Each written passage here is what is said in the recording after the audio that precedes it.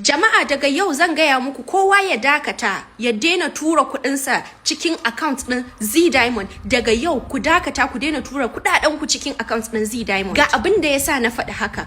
Sun kusan 2 years yanzu Z Diamond tana fito mana media tana mana kuka ko da yaushe da ce ba ta da lafiya da ce rashin lafiyarta yayi tsanani. Z Diamond kowa ya san baki da lafiya, kina da kidney failure, amma tun da kike fitowa media nan kike kuka kin taba fito mana kin ce mana wane da wane sun baki kaza.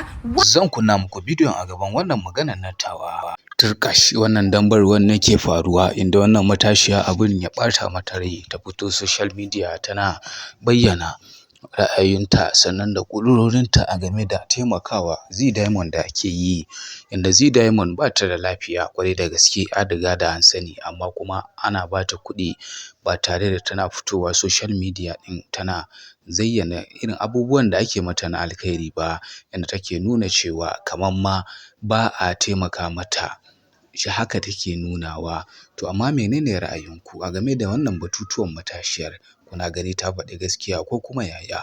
Ku faɗa mana ra'ayoyinku, sannan ku danna mana subscribing da alaman karɓa. Bari ku kunna muku ku ji har ƙarshe. Da wane sun baki kaza, wane da wane sun miki abu kaza, baki taba fito mana bakin ce mana ga mutane da suka taimake ki, ga adadin kuɗi da aka tura miki, saura kaza ne ya rage. Baki taba fito mana kin nuna mana ba. Kuma mu muna nan jama'a mu ta kallon abokan sana'anki mu ta kallon su kamar mugaye ba su taimake ki ba. Whereas ba haka bane. Mutane da dama sun tuttura miki kuɗi maƙudan kuɗaɗe, amma ko Godiya Z ba ki taɓa ki musu test ki ce kin ga kuɗi kin gode. Sai dai bayan kuma sun tura miki ki zo ki dawo ta bayan su kuma still kina neman ƙari. Ai yadda kika fito da kanki media kika yi kuka kike neman taimako, kamata yadda duk wanda ya tura miki kuɗi sai ki fito midiyan ki ce mana gashi fa wane da wane sun taimaka miki, wane da wane sun tura miki kaza ya rage kaza, kuma ki ba mu adireshin asibitin da kike, asibitin da aka kwantar da ke, ki ba mu adireshin shi, mu za mu zo mu kawo miki ziyara, mu za mu zo mu ga halin da kike ciki,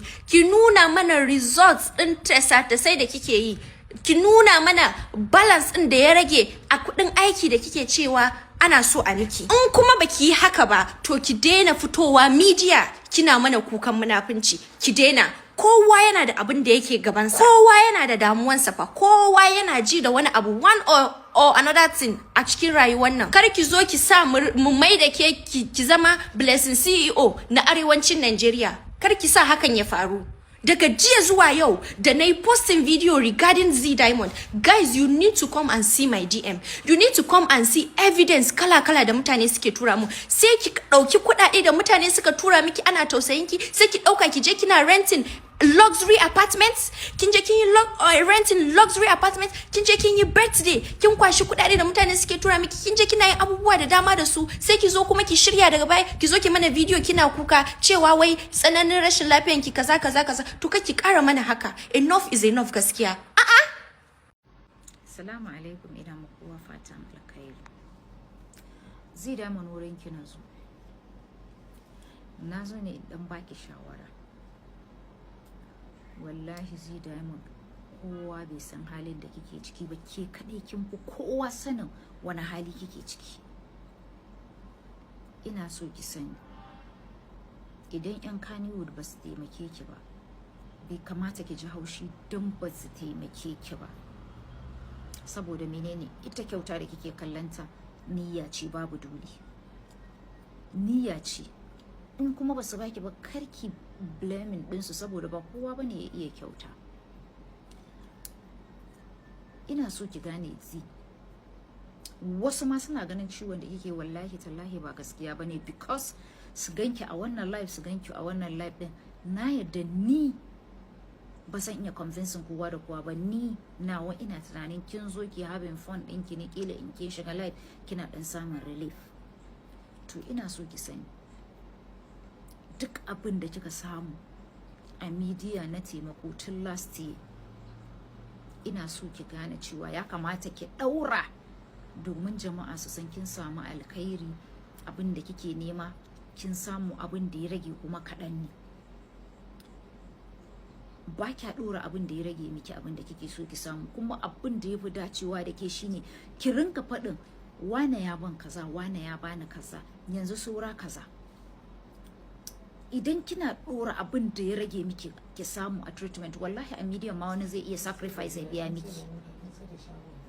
Kin sai da gidanki, kin sai da shagonki, kin sai da motarki, maybe kuɗin da kike so ki haɗa har yanzu bai cika ba. To ki gane idan bai cika ba kika nuna wa media ga fa abin da nake nema, yanzu na samu kaza saura kaza, wallahi akwai wanda zai rezin abin da ya rage ya miƙa miki. Kin ga kin samu sauki. Mutane kuma suna zagin yan uwanki, ya kamata ki fito ki gaya wa mutane yan uwanki ko sun taimake ki ko ba su taimake ki ba, wannan ba bincike nake yi ba, amma ki daina ba da room ana zagin yan uwanki.